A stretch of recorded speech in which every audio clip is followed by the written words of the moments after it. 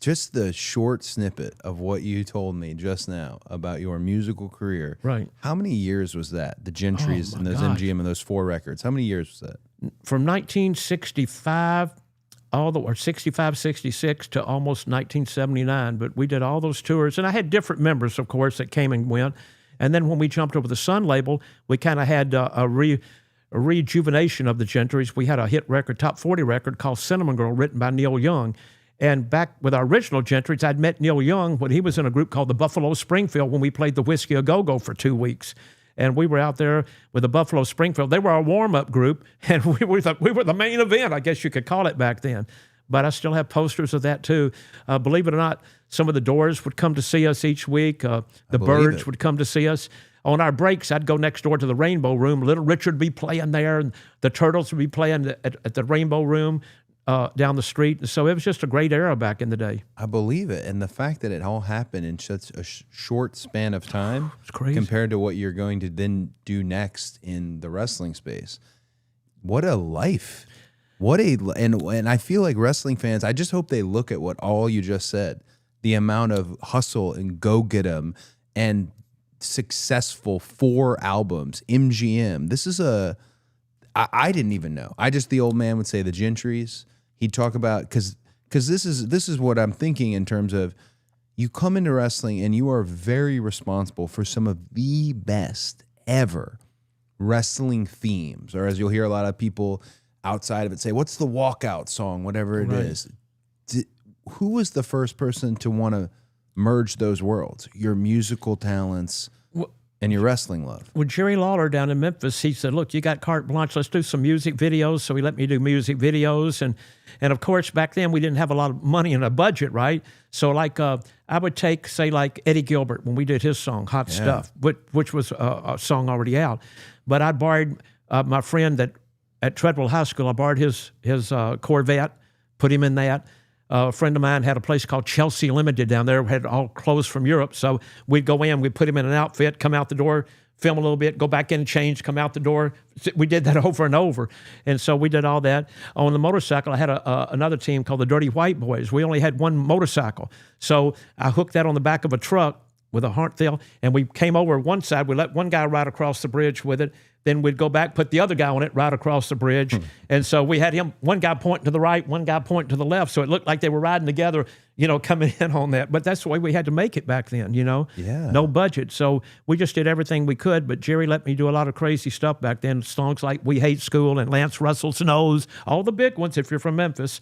And so we just had fun doing it. So when I got to New York, Vince let me do a lot of the musical stuff up here, Yeah.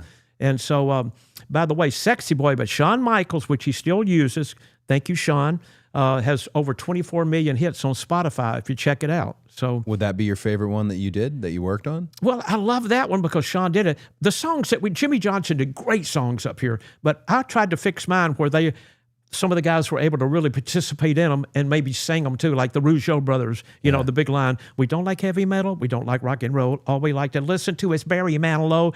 And people would laugh and go, why'd you say Barry Manilow? And I said, well, if we'd have said Led Zeppelin, people would have loved them, know?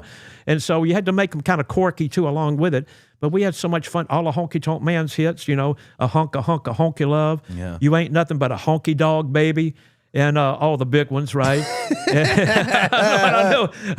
And so we just we had so much fun doing them. And then when I first came up to do WrestleMania 1, which I was lucky to be on that, but I was so excited. I met Dave Wolf, who was Cyndi Lauper's manager. Yeah. And so he said, we're cutting a wrestling album. Have you got a song for it? And I said, well, I got one called Eat Your Heart Out, Rick Springfield. He heard it. He goes, I love it. Let's do it. Yeah. So it just all kind of fell into place. This is something I've thought about wrestling music for a long time, but you are by far the expert. So I'm going to ask your opinion on this. Is wrestling songs, the entrance, the music, I think the answer is not always having the best song, but having the most catchy song. Yes. Okay. And I feel your tunes, because there's Sexy Boy. What else? Give me the catalog of what you did. There's Sexy Boy. Okay. Yes. Road Warriors. We did the Road Warriors up there because they couldn't use the one by the rock group that they had it out, and so Metallica or whoever had that.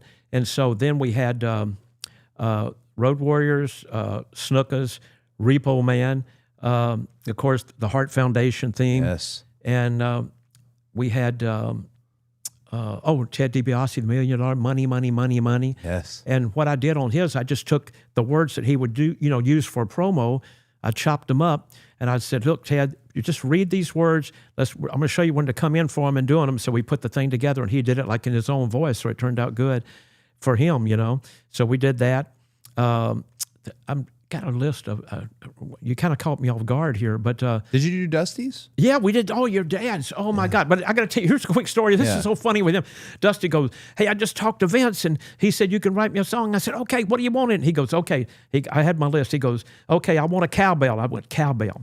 He goes, give me some Soul Sisters singing from Memphis. I said, Soul Sisters singing from Memphis. He goes, give me some horns, those Memphis horns. I said, okay, the Memphis horns. I said, damn, Dusty, why don't you just write it yourself? He went, oh.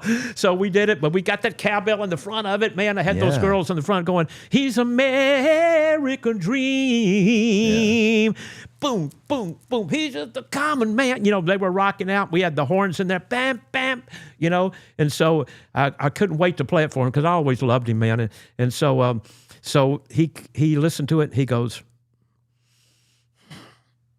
and I'm going, oh, man, this don't look good. This is not good. I said, this ain't going to be good. I know it. He came out and he goes, not only do I don't like, I love it. He said, I love it. Yeah. And I went, it made me feel so good because, I always loved him, man.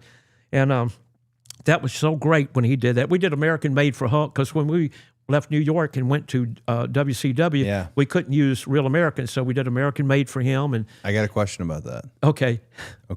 I have been on record. Not everyone loves this, but I have on record said that I have preferred American Made over Real American. Don't get heat on me, please. So, I don't know, and I remember I was in Japan one time. I sang the whole thing. Y'all did. We got the tape. Yes, you and it's me and Matt and Nick. It's everybody was out there working New Japan at the time. We were all singing it because we were about American Made. There was a whole discussion. Guy named Scorpio Sky. There was a whole discussion on what was better. I remember you got this. You did. You sent it to me. I showed it to Huck. He goes, "Oh my God, this is great." Yeah, we knew the whole. We were at a train station singing the whole song. Yeah, because Huck loved you. Huck goes, he goes, Dusty Rhodes sent that to you, and I said, Dustin. I went, yes, I got it. I said, Cody sent it to me, and I was so excited to get that. Yeah. As a matter of fact, we still have that. We sure do. Well, which one is better? Which one's better? Well, here's what it is. For the people like Real American, it's better for them. For the people like American Made, it's better for them.